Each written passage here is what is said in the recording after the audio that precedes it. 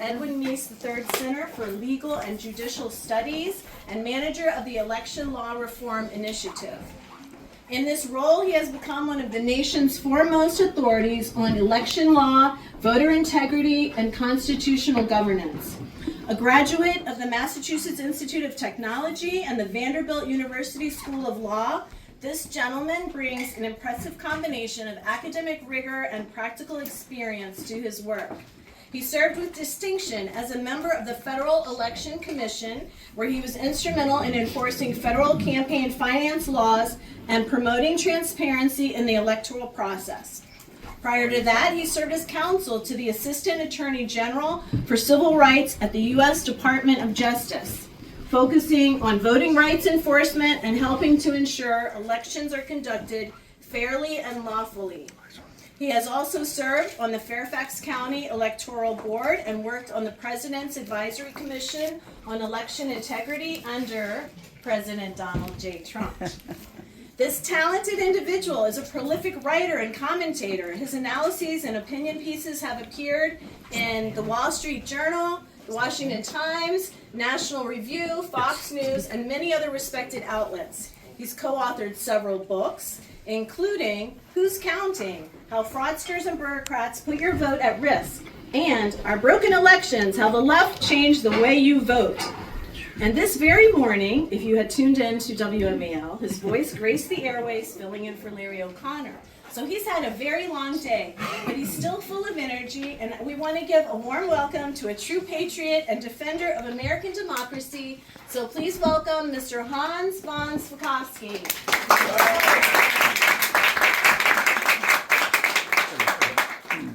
Well, this is, you're gluttons for punishment since I've been here before and I got invited back. I thought I would talk about, we're 4 months and a week into the Trump administration, so I thought I would talk about that. I moved to Washington in 2001 to take a job in the Bush Justice Department. So I've been here now, I've seen what happened during the Bush administration, the Obama administration, the first Trump administration, and the Biden administration. And I will tell you that we are really in it's almost like a second revolution that's going on right now. I actually looked up the numbers this morning, and in 4 months, the president has signed 157 executive orders, 39 memoranda, and 62 proclamations. Proclamations like the one he issued declaring that TDA, the Venezuelan gang, was a terrorist organization. That is a huge number, and the last time a president issued so many executive orders in their first year in office was in 1933 by, you know who, Franklin Delano Roosevelt. So that's actually relevant because what the president is doing is trying to reverse what FDR started. And what FDR started was, you know, in civics we're all taught we have 3 branches of government, right? The legislative, judicial, and the executive branch. But now for the last 70, 80 years, we've had a 4th branch, the administrative state. In particular, all these independent agencies that have come into being, the Federal Trade Commission, the Security and Exchange Commission, I mean, the number's almost endless. And the problem with all of those is that they are unaccountable to voters. And the reason is that Congress has created these independent agencies and basically said, well, the president, you have no supervisory authority over them. The only thing you have the ability to do is to appoint their members, the commissioners who run them, when their term runs out. But you can't remove them, and in fact, with a lot of these, you can't remove them except for cause. And that is unconstitutional. And that's an issue that the president now is pushing. What they're trying to do in almost all of these orders is, you all probably know, he has fired the heads of particular independent agencies. He's removed people from the National Labor Relations Board, the Merit Services Protection Board. He fired the head of the Office of Special Counsel, which is the supposedly independent agency that its whole responsibility is to investigate federal employees who engage in misbehavior. Now, that's the classic job of the executive, right? And yet he supposedly had no authority over this, and in fact the guy who headed it was a Biden appointee. So what did the president do? No Republican president has tried to do this since FDR. He fired the head of that agency, the OAC. And what they're doing is they are pushing, because they are trying to get overturned a decision from the Supreme Court in 1935 called Humphrey's Executor. And that's the case where the Supreme Court said, yeah, it was okay for Franklin Delano Roosevelt to set up the Federal Trade Commission because it wasn't really, it didn't really have an executive function. It was just kind of a quasi-legislative, quasi-judicial agency. Well, we all know that's not true. All of these different agencies, they can prosecute you. That is classic executive branch authority. And so the president is pushing that, and if he is successful at the Supreme Court, that will be a revolution in the ability to reduce the administrative state that we are all now subjected to. Amen. Now, there have also been, as you all know, I lost count. The last time I counted, there have been over 200 lawsuits filed against the president. Woo. And what's going on is, you all need to realize, particularly during the Obama administration, but even worse during the Biden administration, those two presidents nominated and got confirmed to the federal bench the most left-wing ideologues who have ever sat in the judiciary in the entire history of the United States. These 200 lawsuits have resulted in about 45 injunctions issued by district court judges. Now, these are rogue judges because they don't have the authority to be issuing nationwide injunctions, and what they've been doing is, out of all of these injunctions, almost all of them have come out of 5 judicial circuits. Now, why do you think that is? Because they're judge shopping. They're going to Washington State, the state of Maryland, Massachusetts. Why? Because they're looking for liberal ideologues who they know will rule the way they want them to rule. Now, this is an issue that the Supreme Court is going to have to do something about. And hopefully they will. You all probably saw that on May 15th, the Supreme Court heard oral arguments in the birthright citizenship case. Right? Now, what's important about this case is that there were injunctions issued in Washington, Maryland, and Massachusetts against this, nationwide injunctions. And you have to wonder, a Washington state judge? How's he got authority over what the president did in the District of Columbia? But Supreme Court arguments usually end in April. They don't hear any more arguments because they're then trying to get all their decisions done by the end of June when the session ends. They scheduled arguments on May 15th. That is extremely rare. And why were they having arguments? Because the Trump administration filed an emergency appeal with the Supreme Court asking the court to stay those lower court decisions, to suspend them. And so the issue before the court was not the substantive merits. In other words, they weren't arguing about whether the president's view of the 14th Amendment and the Citizenship Clause was correct. That the whole argument was about nationwide injunctions. So what I'm hoping happens is they're going to come out and they're going to issue hopefully, strict rules that will cut some of this down. Now, these nationwide injunctions, they didn't exist for almost all of our history. The first one was issued in 1963. And since then, there have been about 170 issued. Half of them were during the first Trump administration. So you can see this is a new phenomenon as part of the judicial warfare that's going on. Now the thing is, you wouldn't know this from the reading the paper, but I had to write this down. The president actually is now winning a lot of these cases before the Supreme Court.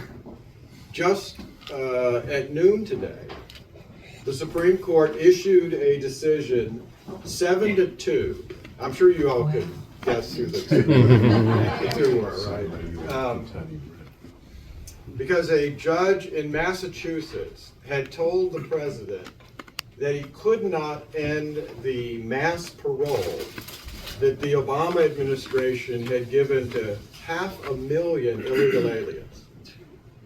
What the Biden administration had done is 500,000 illegal aliens who had come in from Cuba, Nicaragua, Venezuela, and Haiti, they allowed them into the country, gave them parole, and gave them all work permits, which is an absolute violation of federal immigration law. The illegal aliens are not entitled to it. So the president issued an executive order ending that. And a judge in Massachusetts issued an injunction saying, well, you can't do that. And 7-2, the Supreme Court said, well, yes, the president can do that. Amen. So that's important. But let me tell you why that case is a case where the order is worth reading. If you read the decision, do you know what the justification is that the judge gave for this? Keep in mind, the immigration statute that allows a president to grant parole on a case-by-case basis for an illegal alien, it's totally up to the discretion of the president. Okay, the president can decide this particular alien, yeah, he's here illegally, but whatever the circumstances are, it'd be inhumane to return him. It's totally within the discretion of the president. So how in the world could it be illegal for another president to say, well, I'm ending that? So what was the justification? The judge said, well, it wouldn't be in the public interest to end this. That's a policy decision, right? That has nothing to do with the law, but that's an example of what's been going on. I counted up at least 8, now 9 cases in which the Supreme Court has just recently issued emergency stays stopping what these lower courts were doing. That's good, and the courts of appeal. I mean, and these are big cases. For example, we had a judge, a district court judge, say, "Oh, you can't fire the 16,000 employees you let go from 6 federal agencies." Again, where does a judge think that she's got that kind of power? Well, the Supreme Court issued a stay saying, "Yes, you can." Amen. Another one, and this was huge. The president also in the immigration area ended what's called temporary protected status. This is a concept where, and it's been exercised by many presidents. You'll recall when the big hurricane hit Haiti and the country was devastated, we brought in lots of Haitians and gave them temporary protected status. Right? We said for 2 years, you can be here, you can lawfully stay in the country until things have been restored in Haiti. Well, the 2 years passed and the TPS stayed in place. So the president recently said, I'm ending this. And this was for hundreds of thousands of aliens who are here illegally, and you had a district court judge saying, oh, you can't do that. Again, granting TPS, that's up to the president. And you have these judges saying you couldn't do that. And the Supreme Court just said, yes, the president can do that. That's the reason why, you remember, during the Biden administration, their whole attitude was, yeah, there are millions of aliens coming in. It's just too big a problem for us to be able to stop. Okay, that was a complete and total lie. Amen. It's only 4 months in, and within 3 weeks of this administration and Tom Homan going in, they almost completely stopped all the illegal aliens coming across the border. Amen. And that tells you this was a matter of political will. It had nothing to do with whether it could be done or not done. The other thing that you all should realize is the left has been going crazy over the fact that they have been letting large numbers, supposedly, of federal employees go. You know, they shut down USAID and basically let everyone go. So I actually looked at the numbers. If you go through all the different agencies where DOJ has come in and said, you need to lay these people off, everyone on probation, you need to lay off, it comes out to about 240,000 employees. Now that sounds like a big number, right? Well, no. According to the Pew Research Center, and Pew is not exactly a conservative organization, there are 3 million federal civilian employees. 3 million. So laying off 240,000 was about 8% of the federal workforce. But we also have about 1.3 million military members. So if you include the military, it's only about 5.5% of all of the federal workforce, both civilian and military. And that doesn't include, I got this from GPS, anybody care to guess how many government contractors there are? 109,000 government contractors as And that's of not the number of 2024, employees, that's and just it's the company. estimated they employ 4 to 5 million There you employees. go. So your taxpayer funds, you total all that up, your taxpayer funds are paying for about 10 million federal employees and contractors. That makes the federal government the largest single employer in the entire United States. Maybe the world. Bigger than any private company, and it means that the federal workforce is bigger than the population of about 25 individual states. That's how big it is. So the number of employees they've fired, it's great what they're doing, but it is a tiny percentage of the federal workforce. And I will tell you, this has been long needed. Now, the other thing about this is I kept reading that what the president was doing, particularly with DOJ, and you all know Elon Musk left today. Yes. And I heard all these things say about how this was unprecedented, right? Actually, it's not. Dwight D. Eisenhower in 1952 ran on a platform saying that there was all this waste and fraud in the federal government, and he was going to try to do something about it. So when he got elected, he decided he would appoint a committee of 3 people to take a look at this. One of them was his brother. And then he decided, you know what, it would be really good to bring in a successful businessman, right? Somebody who knows how the corporate world works, can bring corporate efficiency in. And so he brought in the Elon Musk of that time, Nelson Rockefeller. So this was nothing new. Now, the problem with what Eisenhower did is he didn't go far enough.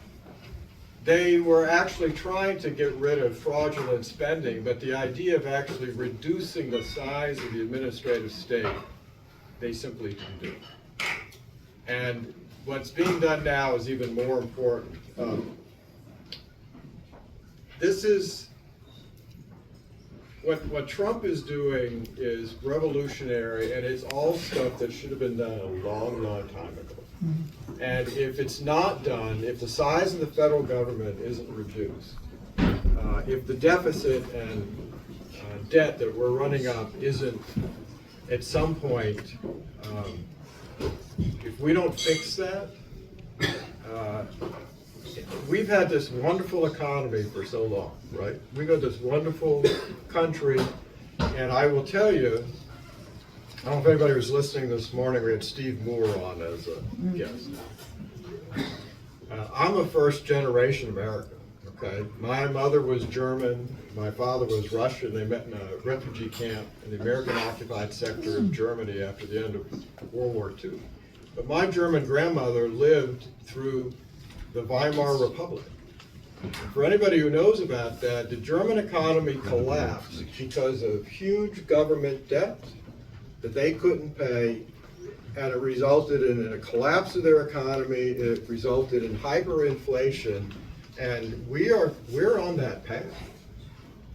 If we don't fix these problems, what we just can't imagine happening in the U.S. at some point down the line is going to happen. So what's going on with the government right now is real important. One personal note about this, and then I'll be quiet and answer questions. I moved to D.C., like I said, in 2001, to take a job in the Bush Justice Department. And they put me in the heart of darkness of the Justice Department, which was the Civil Rights Division. Right? Civil Rights Division of the Justice Department had the most left-wing partisan lawyers I've ever encountered in my entire legal career. Going to work there as a conservative was like being part of a special forces team dropped in the Taliban-held territory in Afghanistan. Right? And the lawyers there did not believe they were lawyers for the government, that their client was the public. The lawyers who worked there all believed that their client was the DNC, and that they needed to do everything they could to help the Democratic Party and help the Democratic Party win elections. Now, unfortunately, look, there were good people in the Bush administration, but there were also a lot of Republicans who were there because this is going to be good for my career. You know, I'll do this work and then I'll get a nice job in a law firm, I'll make money. And they were not willing to fire and try to fire career people.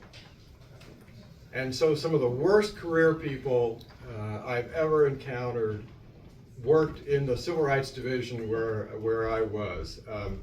I was so overjoyed recently to read that some of those worst lawyers who were still there, they've just recently left, which is like, that's terrific. And I also read that apparently they're so upset in the Civil Rights Division that they recently had crying sessions for the lawyers. These are the professionals, supposed to be the professionals there. And I had a reporter call me from USA Today. And she said to me, well, you know, isn't this just terrible that all these lawyers are leaving the Civil Rights Division and this is going to hurt civil rights? And I said to her, well, look, what are the priorities that Harmy Dillon, she's the new head, what has she laid out? She has said, we're going to go after universities for their anti-Semitism, and we're going to go after universities that are continuing to discriminate on the basis of race and college admissions. In other words, she's actually going to enforce the Civil Rights Act of 1964 and the Supreme Court's decision just a couple of years ago saying you cannot discriminate on the basis of race and college admissions. I said, what does it say about the professionalism and ethics and bias of these lawyers that they are leaving because they don't want to enforce those laws? And that tells you everything you need to know about many of the lawyers that work there. So I every day that I get up and I go to work and I see another executive order written by the president, I look at the calendar and I say, my God, it's still Christmas. and there's another gift under the tree. Oh, yeah. Okay, one final thing, and this is because we were talking about elections and we got candidates here. Yeah. I've been working on election issues for a very long time now. The Heritage Foundation has been one of the only think tanks that has been pushing for election reforms, common sense election reforms.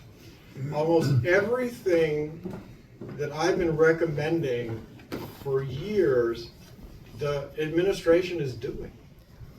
The president issued an executive order on March 17th. And it's full of this common sense stuff that, like I said, we've been pushing for years.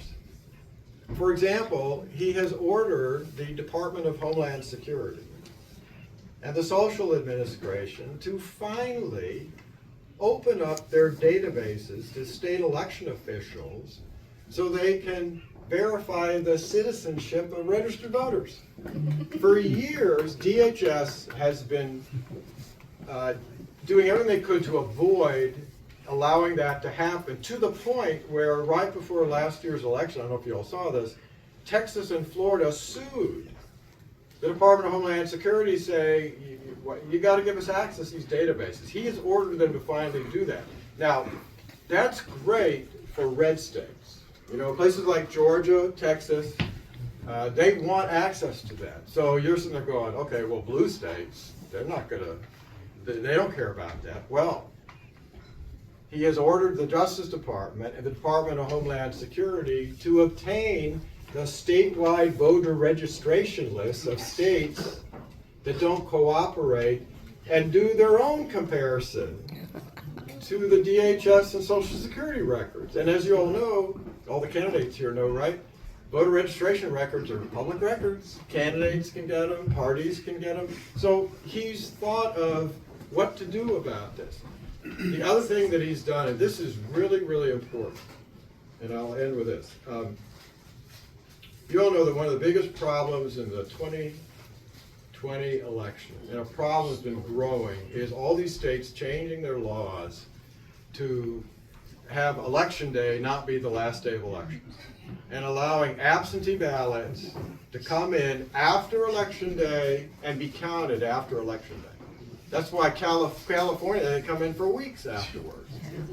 And that makes it easier, frankly, to cheat, right?